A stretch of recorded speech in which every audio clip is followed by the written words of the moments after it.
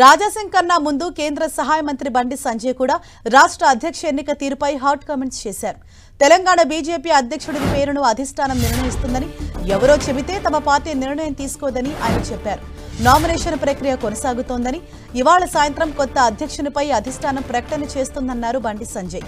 అధ్యక్ష పదవి కావాలని ఎవరైనా అడిగే స్వేచ్ఛ బీజేపీలో ఉందని, అయితే అధిష్టానం ఎవరికి ఏ బాధ్యత అప్పగించాలో ఆ బాధ్యత అప్పగిస్తుందన్నారు కేంద్ర మంత్రి బండి సంజయ్. వాళ్ళు చంద్రబాబు నాయుడు గారు ప్రకటించారు, ఇంకోరు ఆయన ప్రకటించారు, ఈయన చెప్తే వచ్చిందంటే కాదు. రాష్ట్ర అధ్యక్షుడిని అధిష్టానము అందరికీ నామినేషన్ చేస్తారు. నామినేషన్ ఎవరిని అధ్యక్షుడు ఉన్నారో అధిష్టానం నిర్ణయిస్తుంది. అందరు అభిప్రాయాలు తీసుకొని అధిష్టానం నిర్ణయిస్తుంది. అధిష్టానం తీసుకుంటున్నాక అందరు కట్టుబడి. Bharatiya Janata party ప్రజాస్వామ్యబద్ధమైన party.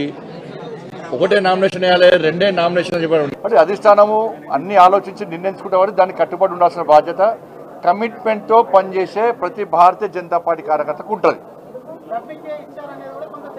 ఎవరికి ఇచ్చారు, ఎవరు అధ్యక్షుడు ఎవరు ఇంకా కాలే కదా. సాయంత్రం ప్రకటిస్తారు, సాయంత్రం చెప్తారు నామినేషన్స్ తర్వాత. ఎవరు నామినేషన్ ఇస్తారు, నామినేషన్స్ తర్వాత అధిష్టానం ఆలోచించి అప్పుడు అభ్యర్థిని ప్రకటిస్తారు. దాని తర్వాత రేపు సమావేశం పెడతారని చెప్పి సమాచారం.